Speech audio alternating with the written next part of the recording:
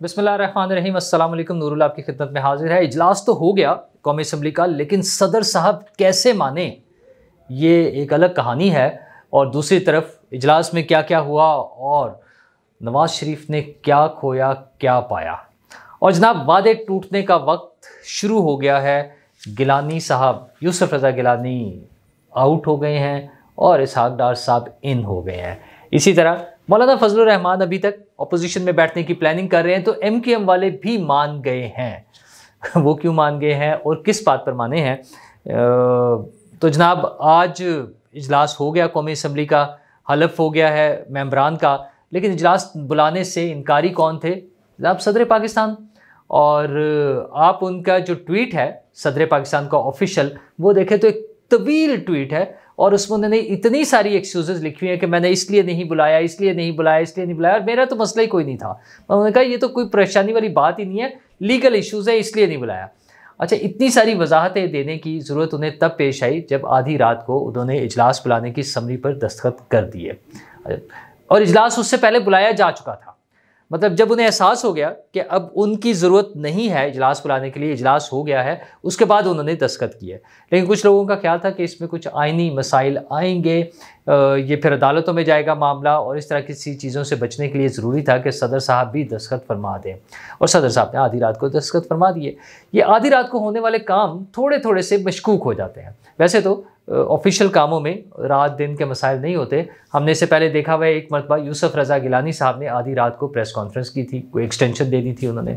अभी ताज़ा तरीन नून लीग और पीपल्स पार्टी के मामला सेटल नहीं हो रहे थे, हुकूमत साजी के लिए इकट्ठे नहीं बैठ रहे थे, तो आधी रात को अचानक उन्होंने प्रेस कॉन्फ्रेंस कर दी और वो अनाउंस हो गया। और अब अच्छा हाँ, इमरान खान साहब नहीं जा रहे थे, फिर वो भी रात का वक्त था, काफ़ी सारी बातें हुई और इमरान खान साहब चले गए थे। 9 अप्रैल 2022 की बात कर रहा हूँ। वो फिर डायरी पकड़ के जब निकले थे ना, रात हो गई थी, असम्बली का इजलास चल रहा था, होना था नहीं होना था, वोटिंग होनी थी, क्या होना था, वो सारे मसाइल चलते रहे। अब फिर आधी रात को सदर साहब का, आधी रात का मतलब होता है 10 बजे के बाद अचानक ऐसे खबर आना कि सदर साहब ने साइन कर दिए, सदर साहब ने इजलास बुला लिया। तो उस पर बड़ी अजीब व गरीब सी बातें होती रही। मैंने खुद एक ट्वीट किया कि सदर साहब ने क्यों ये ज़रूरत पेश आई उन्हें, और कैसे। मेरा ख्याल ये था कि किसी ने समझाया होगा, कोई सियाना उनके पास गया होगा और उसने उन्हें समझा दिया होगा। उस पर बहुत से लोगों ने तबसरे किए। अच्छा, कुछ तो बड़े गैर ज़रूरी से होते हैं ना, कि चपेड़े इस तरह की बातें। मेरा ख्याल है इस तरह की बातें नहीं होती। सदर का ओहदा जो है बड़ा ही अहम और इज़्ज़त व एहतराम वाला ओहदा है, और वो किसी एक फ़र्द की वजह से इस तरह से बदनाम नहीं होना चाहिए। ये और बात है कि सदर पाकिस्तान ने मुख्तलिफ़ मौक़े पर, पहले वो हलफ लेने से आपको याद होगा इनकार करना, फिर वो आर्मी चीफ़ की तकर्री वाला मामला, उसमें वो लेटर लेकर इमरान खान साहब के पास पहुंचना, इस तरह की मुख्तलिफ़ बातें इससे पहले भी हम देख चुके हैं। और इसी तरह से इजलास बुलाने में भी वो हेजिटेंट थे। अच्छा, आइन में किस हद तक गुंजाइश है, वो किन चीज़ों पे इनकार कर सकते हैं, ये सारी चीज़ें ज़ाहिर है आइन में लिखी हुई हैं। अच्छा हाँ, उस पर बड़े मज़ेदार से तबसरे भी हुए। एक तबसरा ये था कि वो मैंने पूछा ना, किसने समझा दिया होगा, किसने अच्छी तरह समझाया होगा, तो वो एक तबसरा ये था कि दस्ते शफ़क़त के साथ समझाया होगा। अब दस्ते शफ़क़त जो है वो आप खुद अंदाज़ा लगा लें कि क्या हुआ होगा।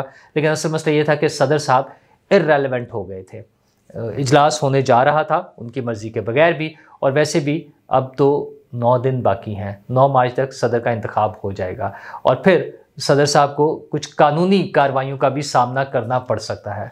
इन सारी बातों से एक इशू और सामने आया कि बिलावल भुट्टो ज़रदारी का जो दावा था वो गलत साबित हो गया। बिलावल भुट्टो ज़रदारी ने कुछ रोज़ कबल एक बात की थी कि सदर साहब को 2 सज़ाएँ होंगी आइन की खिलाफ वर्जी पर। तो अब मेरा ख्याल है 2 नहीं होंगी, सिर्फ 1 रह गई है।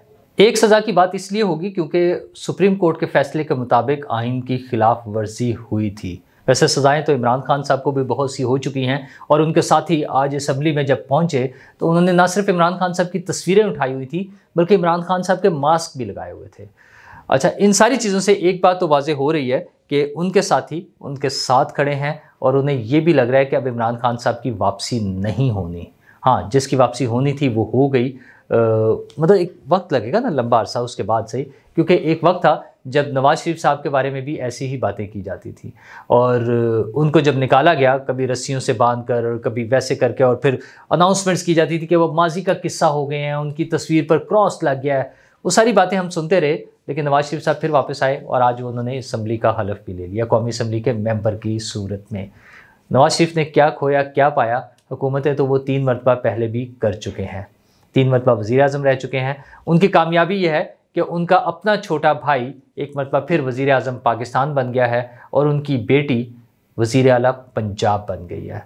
और मैं पहले भी कई मरतबा ये बात कर चुका हूँ कि कहा यह जाता है कि पाकिस्तान में आर्मी चीफ़ के बाद सबसे ताकतवर पोस्ट जो है वो वज़ीर आला पंजाब की है। और मरीम नवाज़ भी वहाँ मौजूद थी, बल्कि वो आसफ़ा भुट्टो से गले मिली, बड़ा अच्छा पॉजिटिव जेस्चर था। ये 2 पार्टियाँ जब करीब आती हैं, ये हम माजी में भी देख चुके हैं, हमने देखा है कि बेनज़ीर भुट्टो और नवाज शरीफ साहब ने भी मुआहदे किए, चार्टर ऑफ डेमोक्रेसी किया और मुल्क को आगे लेकर जाने के लिए ज़ाती झगड़ों से, इंतकाम की सियासत से बाहर निकलने की सारी बातें होती रहीं। और अब फिर वही दौर है जो हमारा माशी बहरान का दौर, कि हमने माशी बहरान से निकलना है। हाँ, हमारे कुछ दुश्मन दोस्तनुमा दुश्मन, हमारे अंदर बैठे हुए लोग IMF को ख़त लिख रहे हैं कि पाकिस्तान की इमदाद बंद कर दें, पाकिस्तान को कर्जे ना दें, पाकिस्तान के लिए प्रोग्राम अप्रूव ना कराएं। ये वो बातें हैं इसलिए हो रही हैं क्योंकि हमने इन पे तवज्जो नहीं दी। अगरचे उम्मीद यह है कि इससे कोई नुकसान नहीं होगा हमें, लेकिन ये नुकसान की गुंजाइश हमने रखी क्यों हुई है? जब शौकत तरीन साहब की कॉल्स पकड़ी गई थी, सामने आ गई थी, अगर उस वक्त इस पर मुनासिब कार्रवाई होती तो शायद आज इस तरह के ख़त ना लिखे जाते। ये इस पर ढोल बजाने वाले, खुशियों के शादियाने बजाने वाले हुकूमत की तरफ से या रियासत की तरफ से या रियासती इदारों की तरफ से धांधली की वजह से, धांधली को इसका जवाज़ बनाने वाले भूल जाते हैं कि डिफ़ॉल्ट होने वाले मुल्कों में अवाम के साथ क्या होता है। अल्लाह ताला हमें उन मसाइल से, उन मुश्किलात से बचाए जिस तरफ ये लोग चाहते हैं। वही ना, श्रीलंका बना दें, आग लगा दें, टूट जाए, डिफ़ॉल्ट हो जाए, हंगामा आराई हो जाए, खाना जंगी हो जाए। इस तरह के मसाइल हुकूमतें हासिल करने के लिए भी एक अनोखा सा वो हमें कॉन्सेप्ट नज़र आ रहा है। मतलब इमरान खान साहब हुकूमत ले चुके हैं, इससे पहले 2013 में उन्हें KPK की हुकूमत मिल गई थी, 2018 में तो 3 सूबों में मिल गई थी। तो उन्हें सोचना चाहिए, उन्हें और उनके साथियों को, कि हुकूमत लेने के लिए मुल्क को तबाह करना ज़रूरी नहीं है। मुल्क होगा तो उन्हें हुकूमतें मिलने का चांस मिलता रहेगा। हाँ, लड़ाई झगड़े आपस में रहते हैं। मौलाना फजलुर रहमान साहब नाराज़ हैं, अभी तक नाराज़ हैं, अगरचे कल सारी पार्टियां इकट्ठी होकर उनके पास पहुंच गई थी, लेकिन वो अभी भी नाराज़ हैं और उनका कहना यह है कि हम अपोजिशन में ही बैठेंगे। अच्छा, इसमें कोई हर्ज वाली बात नहीं है, अपोजिशन में भी बैठना होता है, हंगामा आराई ना हो, जिससे सिस्टम डीरेल ना हो। अपोजिशन में बैठे, भरपूर अपोजिशन करें, हुकूमत जहाँ जहाँ गलत कर रही हो उसको रोकें, जहाँ चीज़ें बेहतर होने की गुंजाइश हो उसको ठीक कराएं। ये अपोजिशन का, अरकान पार्लियामेंट का, सबका राइट है। हाँ, MQM मान गई है, जिस तरह सदर साहब मान गए हैं ना, इसमें थोड़ा सा फ़र्क सिर्फ यह है, सदर साहब भी ज़ाहिर खुद तो नहीं माने ना, उन्हें भी किसी ने समझाया ही होगा।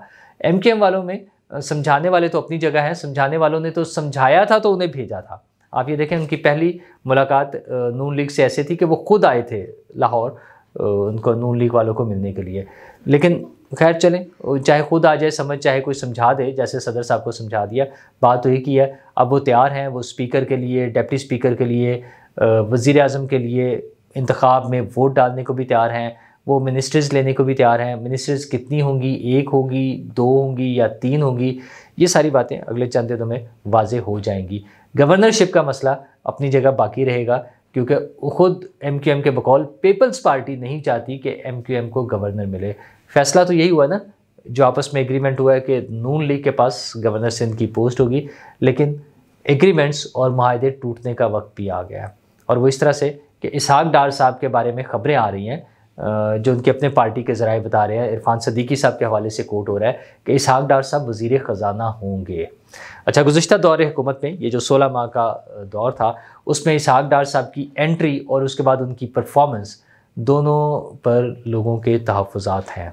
अच्छा, ना सिर्फ मतलब वो जो ताकतवर हल्के हैं उनकी तरफ से, अवाम की तरफ से, टेक्नोक्रेट्स की तरफ से, जो माहिरीन मईशत हैं उनकी तरफ से, बल्कि ज़राए के मुताबिक IMF और दीगर मालियाती इदारों की तरफ से भी तहफ़्फ़ुज़ात थे इसहाक डार साहब के रवैये और उनकी वर्किंग के हवाले से। अच्छा, उसके बावजूद नवाज शरीफ साहब चूँकि अब वो हुकूमत में आ गए हैं, उनका कॉन्फिडेंस बढ़ता जा रहा है। ख़ासतौर पे ये पिछले कुछ दिन में इलेक्शन वाली रात से आपने देखा होगा उनका मूड थोड़ा सा ऑफ था, लेकिन अब वो दोबारा से फुल स्विंग में आ गए हैं। उनकी बेटी वज़ीर आला बन गई है, भाई वज़ीर आज़म बनने जा रहे हैं। मुझे लगता है वो फिर दोबारा से अपनी बातें मनवाने के मूड में आ गए हैं। ख़बरें ये थी कि ये प्लान हो चुका हुआ है, ये डिसाइड हो गया हुआ है कि इसहाक़ डार साहब वज़ारत ख़ज़ाना में इन्वॉल्व नहीं होंगे। लेकिन बहरहाल मियाँ साहब जब हुकूमत बन जाती है तो कुछ चीज़ें हुकूमत की मर्ज़ी से भी होती हैं। तो क्या मियाँ साहब इस पर ज़िद करेंगे, और उसके बाद क्या इसहाक़ डार साहब और उनकी टीम, अगर वो वज़ीर ख़ज़ाना बन जाते हैं, मुझे वैसे अभी भी उस पर डाउट है, लेकिन अगर वो वज़ीर ख़ज़ाना बन जाते हैं तो क्या वो मुल्क की मईशत को दुरुस्त रास्ते की तरफ लेके चल सकेंगे? इस पर भी बड़ा सवालिया निशान है। और दूसरी तरफ गिलानी साहब चेयरमैन सेनेट की दौड़ से फ़िलहाल आउट हो गए हैं, क्योंकि उन्होंने कौमी असम्बली के रुकनीत का हलफ उठा लिया है। अब इसमें दो पहलू सामने आ रहे हैं। एक तो टेक्निकल है कि चूँकि उनका नोटिफिकेशन हो चुका था तो इसलिए वो उनकी चेयरमैन सेनेट वाली सीट जो है वो ऑटोमेटिकली ख़त्म हो गई है। अच्छा, अब ये आइनी कानूनी पहलू है, इस हवाले से कुछ चीज़ें कोर्ट्स में भी डिसाइड होंगी, लेकिन बार उन्होंने कौमी असम्बली की मेंबरशिप का हलफ उठा लिया। इसका मतलब अब वो चेयरमैन सेनेट की दौड़ से फ़िलहाल बाहर हो गए हैं। अब हाँ, ये वज़ीर आज़म के इलेक्शन में और सदर के इंतखाब में वोट देने के बाद जब सेनेट के नए इंतखाबात का मरहला आएगा तो उसमें दोबारा अगर वो मेंबर बनना चाहें तो वो पार्टी की मर्ज़ी है कि उस तरह कैसे होगा। लेकिन इसका दूसरा पहलू भी है कि वही जो मैं पहले जिक्र कर चुका था कि शायद चेयरमैन सेनेट पंजाब की बजाय किसी दूसरे सूबे से हो, खुसूसन जैसे बलूचिस्तान से हम बात करते हैं कि बलूचिस्तान से हो सकता है। बलूचिस्तान में उनके ऑलरेडी मेंबर्स मौजूद हैं, लेकिन कोई नया सेनेटर भी, ज़ाहिर सेनेटर्स तो अभी नहीं बनने हैं, तो नया सेनेटर भी बन सकता है और कोई ऐसा शख्स भी सेनेटर बन सकता है जो अभी फ़िलहाल पीपल्स पार्टी में शामिल ना हो। तो ये सारी कहानी अब दिनों की बात है, मैक्सिमम 2 हफ्तों की बात कर लें आप, 2 हफ्ते के अंदर अंदर ये सारी चीज़ें हो जाएंगी। हमें दुआ ये करनी चाहिए कि हुकूमतें स्मूथली बन जाएं और चलनी शुरू हों और काम करें अपने वादों के मुताबिक, अपने नारों के मुताबिक, अपने मैनिफेस्टो के मुताबिक, और पाकिस्तान जो है खुशहाली के रास्ते पर आगे बढ़ सके। शुक्रिया।